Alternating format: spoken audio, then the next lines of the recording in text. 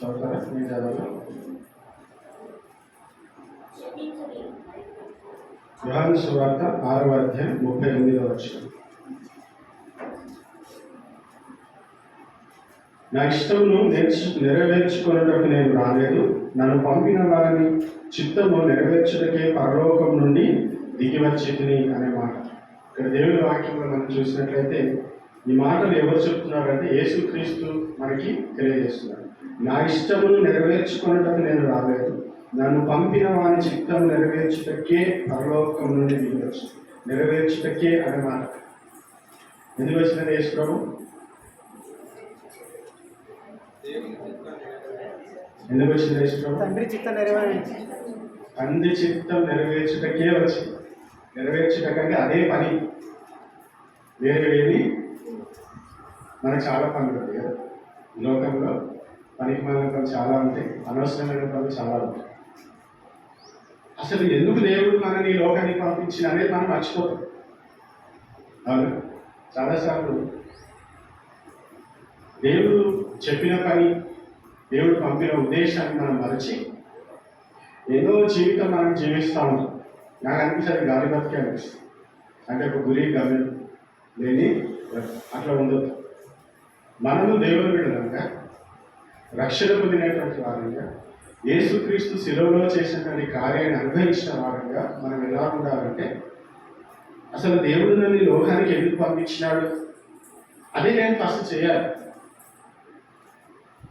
యేసుప్రభు ఎందుకు వచ్చినా అని చెప్తే, ఎందుకు వచ్చిన వేస్తానంటే ఆయన చెప్తాడు, నేను తండ్రి చిత్తం నెరవేర్చడానికే నేను వచ్చాను. కాబట్టి ఆయన బిడ్డలంగా, యేసుక్రీస్తు బిడ్డలంగా, ఆయన కుటుంబంలో సభ్యులంగా, లేదా ఆయనను అనుసరిస్తున్న వారంగా మన జీవితంలో కూడా మనం ఒకటే ఒక గురి గమ్యం కలిగి ఉండాలి. ఏంటిది? ఆయన చిత్తం నెరవేర్చడానికే నేను ఇక్కడ అర్థమవుతుంది. ఆయన చిత్తము నెరవేర్చడానికే నేను ఇక్కడ. ఆయన చిత్తం ఏంటిది అనేది మనం పోయిన వారం ఒక 2-3 విషయాలు మనం చూస్తాం కదా. మనం ఎప్పుడు ఏంటిది ఆయన చిత్తం? ఎప్పుడు సంతోషంగా ఉండాలా, మనం ఎప్పుడు దేవునిలో ఆనందంగా ఉండాలనేది దేవుని యొక్క చిత్తం. మనము తర్వాత ఎప్పుడు ప్రార్థన చేయాలి, తెగక మనము ప్రార్థన చేయాలి అనేది దేవుని యొక్క చిత్తం. తర్వాత కృతజ్ఞతాస్తుతి చేయాలి. ప్రతి పరిస్థితులలో ఎలాంటి స్థితిలో మనం ఉన్న దేవునికి కృతజ్ఞతాస్తుతులు చెల్లించాలి. ఇది విశ్వాసులకు సంబంధించి గుర్తుపెట్టుకో. ఈ మాటలు అపోస్తలుడైన పౌలు అందులో చెప్తాడు. ఒక విశ్వాసులకి దేవుడు తెలియజేస్తుంది, ఇది నా చిత్తం. నేను బాగా ప్రార్థన చేస్తారు, ప్రభా నీ చిత్తం, నీ చిత్తం, ఇది నా చిత్తం, దీన్ని చేయండి అని దేవుడు తెలియజేస్తుంది. మరికొన్ని విషయాలు ఈరోజు దేవుని వాక్యం నుంచి చూద్దాం. పేతురు రాసినటువంటి మొదటి పత్రిక 2వ అధ్యాయం 15వ వచనం. పేతురు రాసిన మొదటి పత్రిక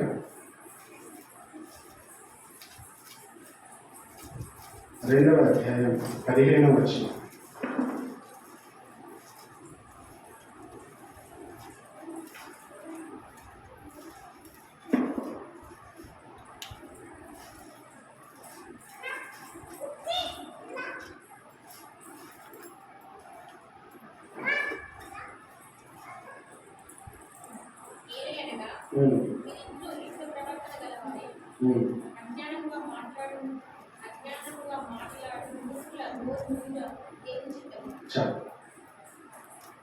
దేవుని చిత్తం ఏంటిదని అంటే, మీరు ఈ లోకంలో జీవిస్తున్నప్పుడు మీ చుట్టూ ఉండేటువంటి వారు నోరు మూయబడాలి.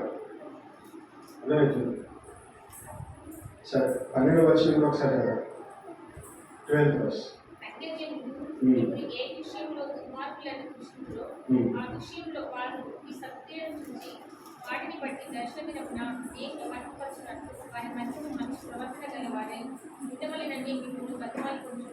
మంచి ప్రవర్తన, యుక్త ప్రవర్తన అనే పదాలు ఇక్కడ అపోస్తలుడైన పౌలు ఎవరి మధ్య అంటే, మీరు అన్యజనుల మధ్య ఉన్నారు. అయితే అన్యజనులు మిమ్మల్ని ఏం చేసినారు? కొన్ని విషయాలు మిమ్మల్ని దూషించారు. మీ బుద్ధి మంచిగా లేదు, అర్థమైందా? మీ హ్యాబిట్స్ మంచిగా లేవు, మీ యాటిట్యూడ్ మంచిగా లేదు, మీ జీవిత విధానము మంచిగా లేదని ఏ విషయంలోనైతే జనులు మిమ్మల్ని దూషించినారో వారి మధ్యలో మీరు ఎలా ఉండాలట? యుక్త ప్రవర్తన గలవారే ఉండాలి. వారి నోరు మూయబడినట్టు అనే మాట ఉంది కదా. మీరు యుక్త ప్రవర్తన గల అజ్ఞానముగా మాట్లాడు మూర్ఖుల నోరు మూయుట దేవుని చిత్తం. వారి నోరు మూయబడాలి అనేది దేవుని యొక్క చిత్తం. ఎట్లా నోరు మూయబడాలి? మీ యొక్క ప్రవర్తన, మీ ప్రవర్తన ఎట్లా ఉండాలి? ఎట్లా ఉండాలి తెలుసా? మిమ్మల్ని ఎవరు కూడా పాయింట్అవుట్ చేయాలి. సింపుల్ చెప్తారు, అర్థమవుతుందా? మీరు ఏ సమాజంలో ఉంటున్నారో, ఏ జనుల మధ్య అయితే ఉంటున్నారో, వారు మిమ్మల్ని ఏ విషయంలో కూడా వేలెత్తి చూపు. మీరు అలాంటి ప్రవర్తన కలిగి ఉండండి అని దేవుని వాక్యం సెలవిస్తుంది. అది దేవుని చిత్తం, అది దేవుని చిత్తం. మీరు ఎక్కడ ఉంటున్నారు? ఎవరి మధ్య ఉంటున్నారు? ఎలాంటి వారి మధ్య? వీళ్ళ జాబ్ చేసే వాళ్ళైతే ఎవరి మధ్య మీరు ఉద్యోగం చేస్తున్నారు? వారు మీ ప్రవర్తనను చూసి వారు ఏమైపోవాలట? కామైపోవాలి. వారు ఏ విషయంలో కూడా ఫలానా వారు ఇలాంటి వారు అని మనల్ని పాయింట్అవుట్ చేయడానికి వీలేదంటే అంత ఖచ్చితంగా, అంత కరెక్ట్గా ఉండాలి అని దేవుడు కోరుకుంటుంది. హల్లెలూయా. కష్టంగా అనిపిస్తుందా? దేవునికి మహిమ రావాలి కదా, దేవునికి మహిమ రావాలి. మనం ఒక డిపార్ట్మెంట్లో ఉన్నామనంటే, కొంతమంది ప్రజలతో మనం సహవాసం చేస్తున్నామంటే, అందులో మీ ప్రవర్తన ఎట్లా ఉండాలంటే వారు మిమ్మల్ని చూసి ఇంకేం మాట్లాడడానికి లేదు అసలు. ఇంత ఖచ్చితంగా, ఇంత కరెక్ట్గా ఆయన ఆలోచన కానీ, ఆయన మాట తీరు కానీ, ఆయన చూపులు ఎంత చక్కగా ఉన్నాయంటే ఈయన ఎవరిని అనుసరిస్తున్నారు, ఈయన మీద ఎవరి ప్రభావం ఉండాలి, వాళ్ళు మన కొరకు ఎంక్వైరీ చేయాలి. ఎంక్వైరీ చేస్తే ఏం తెలుస్తుంది? మనం దేవుని మీద తెలుస్తుంది. హల్లెలూయా. ఇంత ఖచ్చితంగా ఎట్లా ఉంటున్నావు బాబు? ఇంత భయంకరమైన లోకంలో ఎటు చూసినా కానీ భయంకరమైన పరిస్థితులే కదా, ఎవరు చక్కగా లేరు. అయినా కానీ వారి మధ్యలో కూడా నువ్వు ఇంత మంచిగా, ఇంత యుక్త ప్రవర్తన కలిగి ఉంటున్నావు. దీనికి కారణం ఏంటంటే మనం చెప్పాలప్పుడు, నా యేసయ్య చిత్తం ఇది, నా దేవుని చిత్తం ఇది, ఆయన చిత్తం నెరవేర్చడానికి నేను ఇలాగూ జీవిస్తాను. కాబట్టి దేవుని ప్రభు చిత్తం చేయాలనే ఆశ మీకున్నట్లయితే దేవుని వాక్యం చాలా స్పష్టంగా చెప్తుంది. అన్య జనుల మధ్య మీరు యుక్త ప్రవర్తన గలవారై ఉండండి, సరైన ప్రవర్తన గలవారై ఉండండి. మీ మాట తీరు, మీ ఆలోచన విధానం, అయ్యో అట్లా చేసేది అనేటువంటి మాట మన మీద రావద్దు. అది కష్టమైనా పర్వాలేదు, మనకు కొన్నిసార్లు నష్టమైనా పర్వాలేదు, కొన్నిసార్లు మనకు బాధ కలిగించినా పర్వాలేదు. మనం దేవుని కొరకు ఎప్పుడైతే ఆ యుక్త ప్రవర్తన కలిగి జీవించాలనుకుంటాం చూడండి, మనకున్న మిత్రులందరూ శత్రువులుగా మారే అవకాశం కూడా ఉంది. నేను నాకు వచ్చిన పైనుండి అనేవాళ్ళు కూడా ఉంది. అయినా కానీ మనం ఏం చేయాలి? దేవుని చిత్తము ఇదే కాబట్టి నేను ఇలాగే. కాబట్టి ఇప్పుడు మీరు ఆలోచన చేయండి, ఎంత మట్టుకు మనం దేవుని చిత్తాన్ని చేస్తాం. వాళ్ళలో కలిసిపోయినామంటే అసలు మనం ఎవరో మనమే మర్చిపోతాం. వాళ్ళు ఏం చేస్తే వాళ్ళతో మనం సైలెన్స్తాం.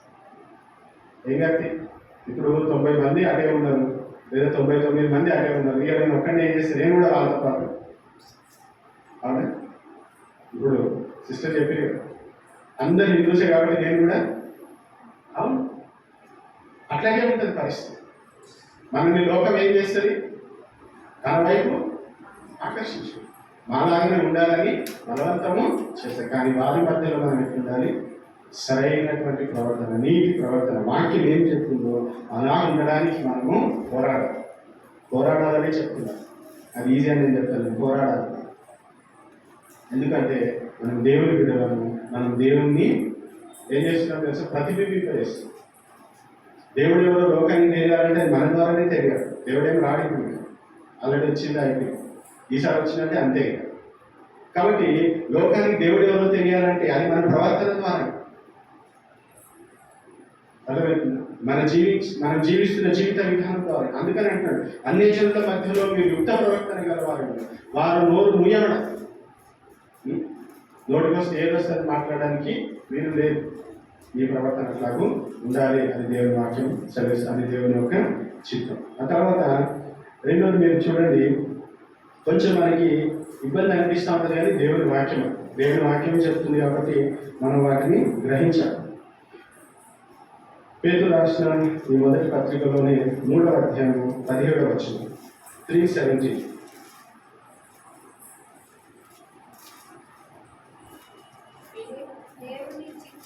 అలాగున్న ఎడల కీడు చేసి శ్రమ పడుట కంటే మేలు చేసి శ్రమ పడుటయే బహు మంచిది.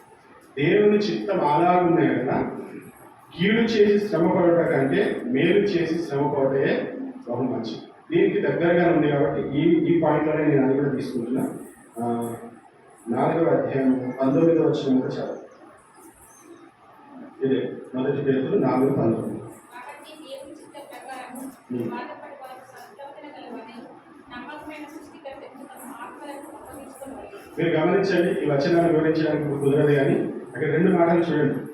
దేవుని చిత్తం అలాగున్నాయి కదా, కీడు చేసి శ్రమ పడట కంటే మేలు చేసి శ్రమ పడటే బహు మంచిది. ఏ లాగున్నాయి కదా, ఒకవేళ శ్రమ పడడమే దేవుని చిత్తం అయితే, అర్థమవుతుందా? ఒకవేళ శ్రమ పడడమే దేవుని చిత్తం అయితే కీడు చేసి శ్రమ పడట కంటే మేలు చేసి శ్రమ పడటే మంచిది. కాబట్టి శ్రమ అనేది, చెప్పండి, శ్రమ అనేది దేవుని చిత్తం. కొన్నిసార్లు శ్రమ అనేది దేవుని చిత్తం. దేవుడు కొన్నిసార్లు శ్రమలని అనుమతిస్తాడు. గుర్తుపెట్టు, మనం అనేకమైన పాఠాలు నేర్చుకునేది ఎప్పుడు తెలుసా? సక్సెస్లో కాదు, ఫెయిల్యూర్స్లోనే. సక్సెస్ అయినప్పుడు మనం ఏం ఆలోచన లేదు. ఫెయిల్ అయినా అనుకోండి, 100 ఆలోచన. ఎందుకు ఫెయిల్ అయ్యాను, ఎక్కడ పొరపాటు జరిగింది, ఫోన్ ఎక్కువ చూస్తున్నాను, టీవీ ఎక్కువ చూస్తున్నాను, మందితో తిరుగుతున్నాను, బాగా పంటున్నాను, బాగా తింటున్నాను, ఇవన్నీ కూడా మనము అప్పుడే ఆలోచన. సక్సెస్ వచ్చిందని మీకు ఆలోచన సూపర్గా నేను. కాబట్టి దేవుడు కొన్నిసార్లు విశ్వాసుల జీవితంలో శ్రమలను అనుమతిస్తాడు. శ్రమలు కొన్నిసార్లు దేవుని చిత్తమైందని గుర్తించదు. నాకు శ్రమలు రావద్దు అనేటువంటి బోధ దేవుని వాక్యానుసారమైన బోధ కాదు. కొన్ని బోధలు ఉన్నాయి క్రైస్తవ లోకంలో.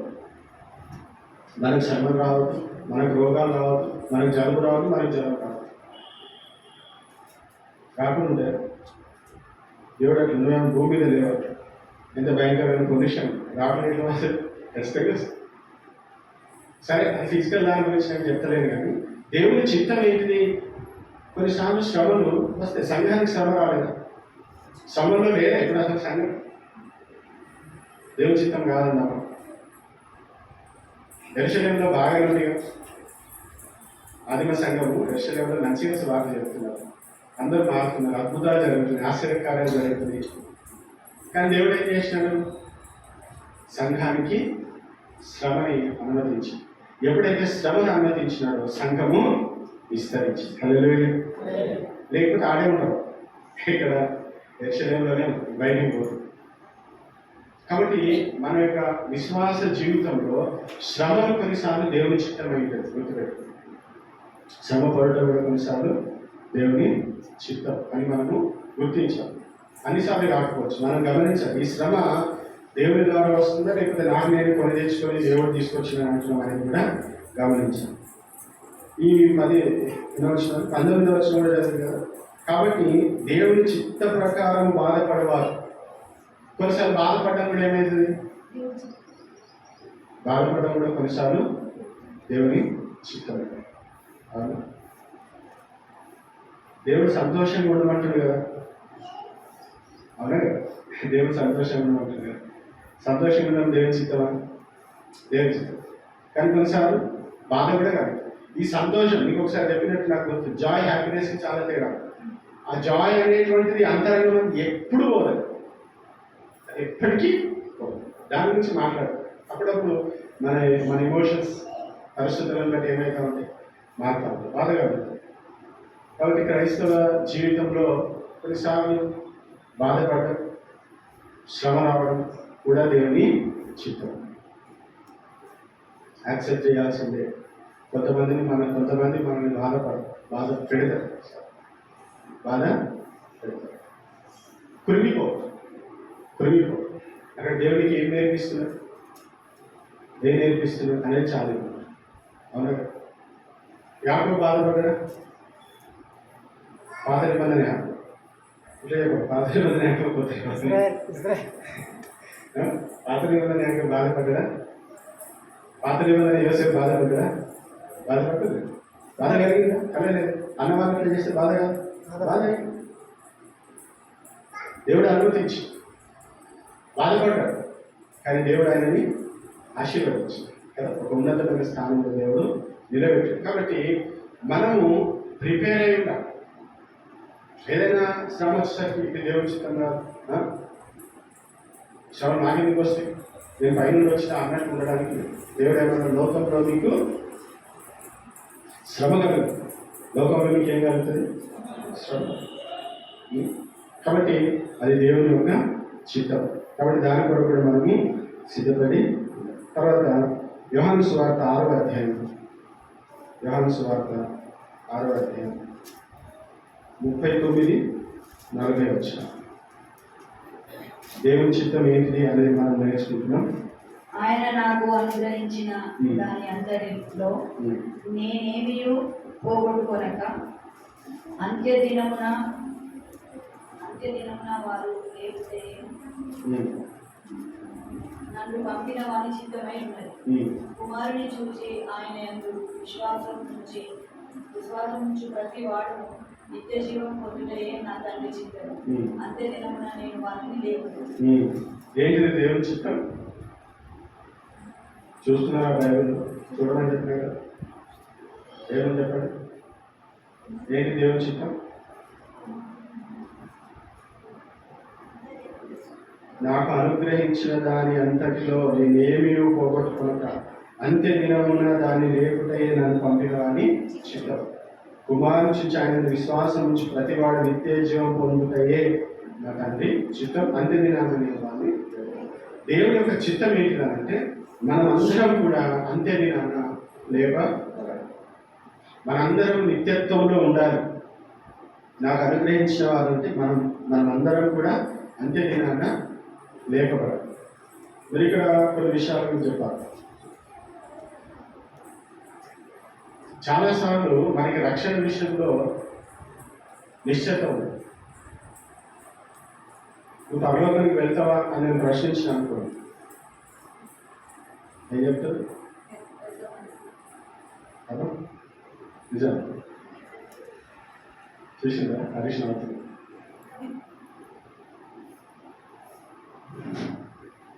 మనము లేపబడతాము, అర్థమవుతుందా? అంత్య దినాన మనము లేపబడతాము, మన నిత్యత్వంలో ఉంటాము అనేటువంటి విషయం అనేది దేవుని చిత్తము.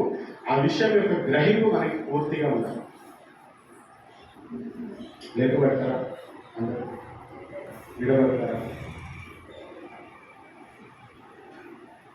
చాలామంది ఇలాంటి ప్రశ్నలు వేస్తే మనకి ఎక్కడ కోపం వస్తుంది. కొందరేమో కన్ఫ్యూజ్ అయిపోతారు. ఏం చెప్పాలి, అది చెప్పిన వారు ఇది చెప్పిన వారు పోతాం మనం వెళ్ళిపోతాం. ఫోన్ అన్నాం అనుకో, ఇక నువ్వేది నాకు చెప్పినా అంటే పర్లోకానికి వెళ్తారా అని అన్నాం అనుకో, పోతాం అనుకో, అంత పరిశుద్ధులు పోమన్నాం అనుకో, ఇక దేవుడా మేము రావాలన్నా. కాబట్టి ఈ విషయంలో మనకి నిశ్చయత, అది దేవుని చిత్తం. మనం అందరం కూడా నిత్య జీవం కలిగి ఉండడం దేవుని యొక్క చిత్తం. యేసు ప్రభు చేసిన కార్యములు ఎవరైతే విశ్వాసం ఉంచుతారో వారందరూ కూడా అంత్య దినాన లేపబడతారు. అది దేవుని యొక్క చిత్తం. మీ పట్ల కూడా దేవుని చిత్తం ఏంటిది? మిమ్మల్ని అంత్య దినాన ఖచ్చితంగా దేవుడు లేపుతాడు. రక్షణ పొందితే మీరు లేపబడలేదని అంటే మీకు రక్షణ లేదని అంటారు. అర్థమవుతుందా? ఆ సమయం ఎట్లుంటుందో అని భయపడుకుంటూ ఉండడం కంటే ఇప్పుడే దాని విషయంలో మనకు ఒక స్పష్టత ఉంటే బాగుంటుంది. ఏమో అన్నట్టుగా ఉండకండి దయచేసి. నీకు అందరూ నేను ఖచ్చితంగా లేపబడతాను. నా దేవుడు చేసిన శిలువ కార్యములు నాకు విశ్వాసం ఉంది. అర్థమవుతుందా? నా పాపాలన్నీ యేసుక్రీస్తు కడిగి వేసిండు అని ఆ యొక్క నిశ్చయత కలిగి ఉన్నాడు. ఏమో అన్నాడు అనుకోండి, మీరు శిలువ కార్యాన్ని పూర్తిగా నమ్మడం లేదని. ఇంకొకటి, మీరు మీ క్రియల మీద ఆధారపడుతున్నారని అర్థం. ఎందుకు నేను పడతామో లేదా డౌట్ వస్తుందంటే, ఏమో అప్పటికేమైనా చేస్తే అప్పటికేదో చిన్న పొరపాటు చేసినాం అంటే ఫోన్ వచ్చినాక అబద్ధాలు బాగా ఆడతారు కదా. పొరపాటు దేవుడు వచ్చే సమయానికి నేను అబద్ధం ఆడుతున్నాను, అయ్యో దేవుడు నన్ను వదిలిపెట్టాడు. అది కాదు కదా. యేసుక్రీస్తు రక్తము మన ప్రతి పాపాన్ని కూడా కడిగి వేసింది.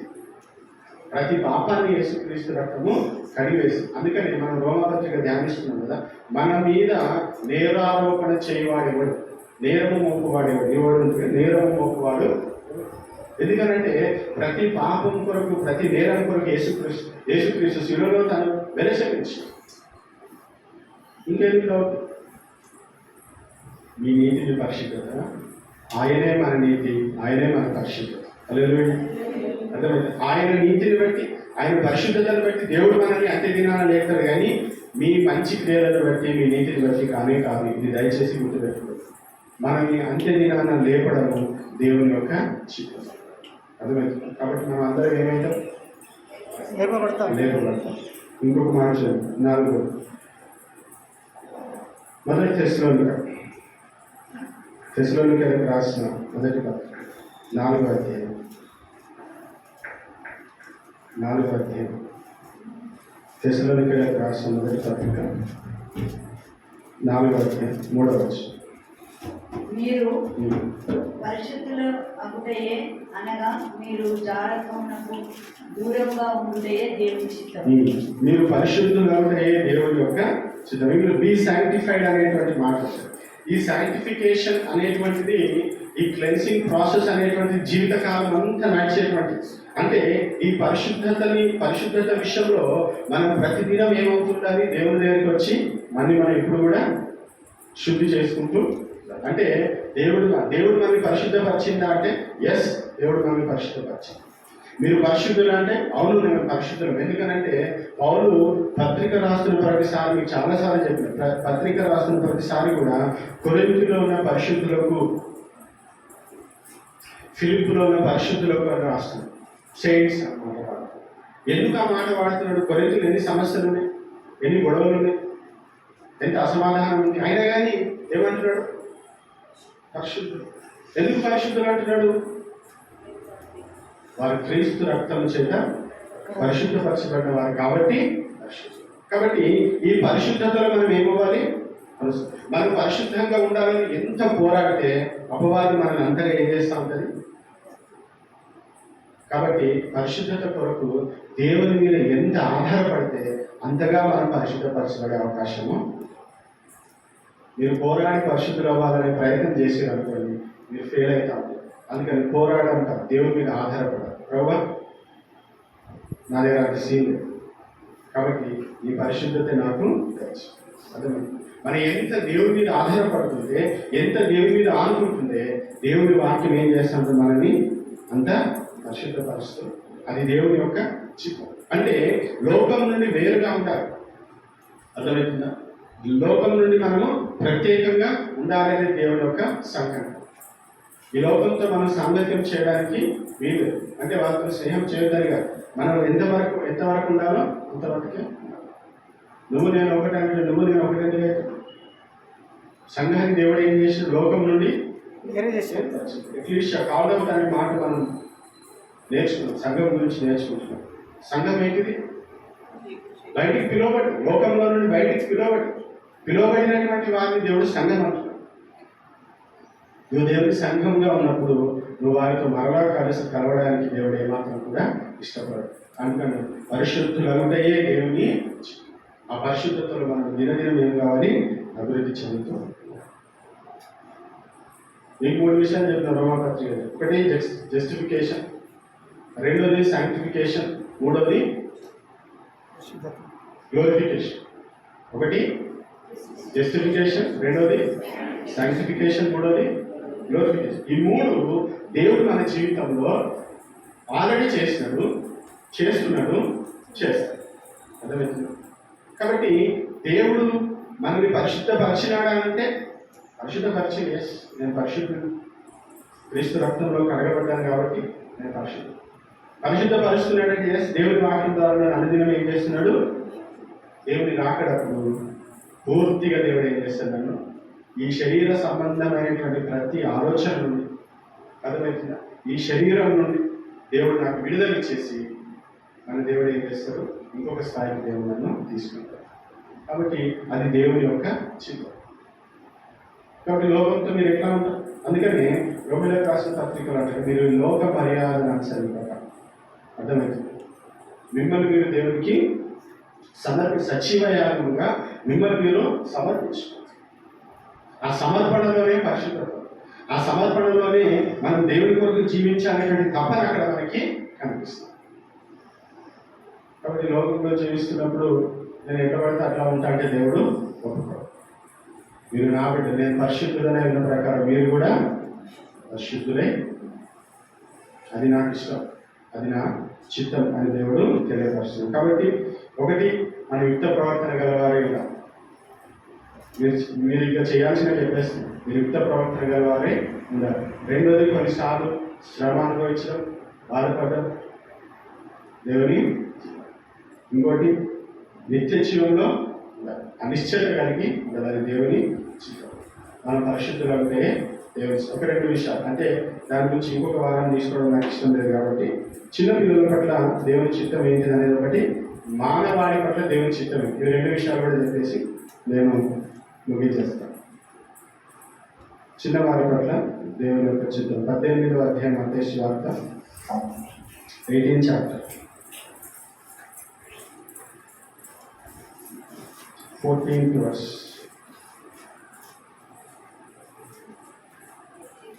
18వ అధ్యాయం 14వ వచనం. అలాగనే ఈ చిన్నవారిలో ఒకడైనను నశించుట పరలోకమందున్న మీ తండ్రి చిత్తము కాదు. చిన్నవారిలో ఒకడైనను నశించుట పరలోకమందు మా తండ్రి చిత్తము. చిన్నవారి పట్ల దేవుని చిత్తం ఏంటిది? అందరూ పరలోకంలో ఉండాలి. కాబట్టి చిన్నవారిని నెగ్లెక్ట్ చేయడానికి వీలు. వాళ్ళందరూ ఎక్కడ ఉండాలని దేవుని చిత్తం? పరలోకంలో ఉండాలని. ఇంకా మానవాళ్ళంతటి పట్ల దేవుని యొక్క సంకల్పం. ఇప్పటివరకు మనం ఏం చూసినాము? విశ్వాసుల పట్ల దేవుని చిత్తం ఏంటో చూసినాం. చిన్నపిల్లల గురించి మనకి ఎప్పుడో ప్రశ్న ఉంటుంది, దాని విషయంలో కూడా మనం చూసినాం. ఇంకా చివరిది, మానవాళి పట్ల దేవుని యొక్క చిత్తం ఏంటిది అని మనం ఆలోచిస్తే, దేవుడు చాలా డైరెక్ట్గా క్లియర్గా తిమోతికి రాసిన మొదటి పత్రిక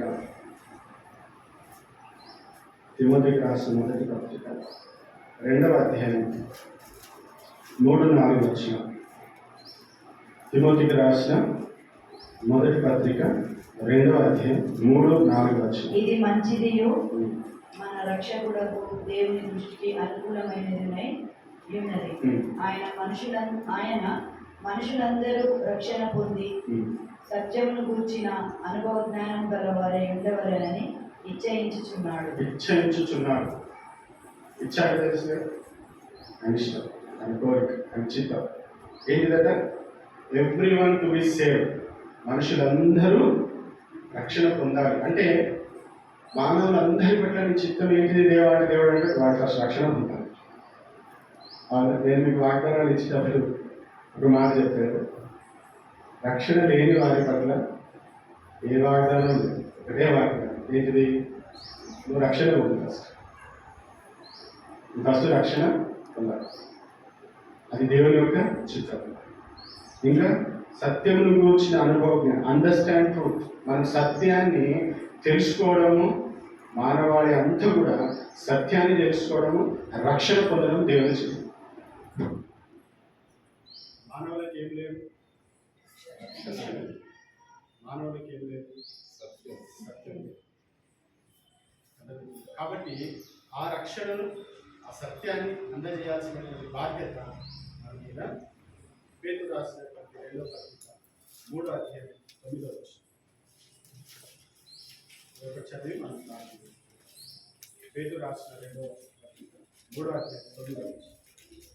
కొందరు ఆలస్యమని ఎంచుకొనున్నట్లు ప్రభు తన వాగ్దానం గురించి ఆలస్యం చేయువాడు కాడు, కానీ ఎవడును నశింపవలనని ఇచ్చయింపక అందరూ మారుమనసు పొందవలనని కోరుచు మీ ఎడల దీర్ఘశాంతం గలవాడై ఉన్నాడు. దేవుడు ఎందుకు ఆలస్యం చేస్తున్నాడు అంటే ఆయన చిత్తం ఏంటిది? ఎవడును నశింపవలనని, ఎవ్వరు కూడా నశించుకోవద్దు, అందరూ మారుమనసు పొందాలనేది దేవుని యొక్క. కాబట్టి మానవాళి పట్ల దేవుని చిత్తం ఏంటిది అని కనుక ప్రశ్నిస్తే, దేవుని వాక్యం చాలా స్పష్టంగా చెప్తుంది, అందరూ రక్షణ పొందాలి, అందరూ సత్యాన్ని. అది దేవుని యొక్క చిత్తం. చిన్నవారందరూ నిత్యత్వంలో ఉండాలి, అది దేవుని చిత్తం. విశ్వాసాల పట్ల మాత్రం చాలా విషయాలు. ఇప్పుడు దేవుని యొక్క చిత్తం ఏంటి అనేది మనకు తెలిసింది. ఇప్పుడు మన ఆయన చిత్తం ఏం చేయాలి? చేయాలి. ఆయన చిత్తాన్ని మనం చేయాలి. అయితే ఇవి దేవుడు మనకి వాక్యంలో స్ట్రైట్గా డైరెక్ట్గా బయలుపరిచినటువంటి దేవుని యొక్క చిత్తం. కానీ కొన్ని సందర్భాలలో బైబిల్లో స్పష్టంగా లేనటువంటి పరిస్థితులు మన జీవితంలో వస్తాయి. మరి వాటి విషయం ఏంటి? అలాంటి పరిస్థితులలో దేవుడి చిత్తం ఎట్లా తెలుసుకోవాలి అనేది ప్రభు చిత్తం అయితే వచ్చే వారం మనం నేర్చుకుందాం. కానీ ప్రస్తుతానికైతే దేవుడు మనకి గత వారం ఈ వారం బైబిల్లో నుండి ఏది నా చిత్తం అని బయలుపరచిందో ఫస్ట్ అది చేయి, తర్వాత విషయాలు. కాబట్టి ఆయన చిత్తం దేవా, నీ చిత్తం తెలియవచ్చు దేవా, నీ చిత్తం తెలియవచ్చు అని బాగా ప్రార్థన చేస్తే సంతోషం. ఇదిగో ఇది నా చిత్తం అని దేవుడు చెప్తుంది.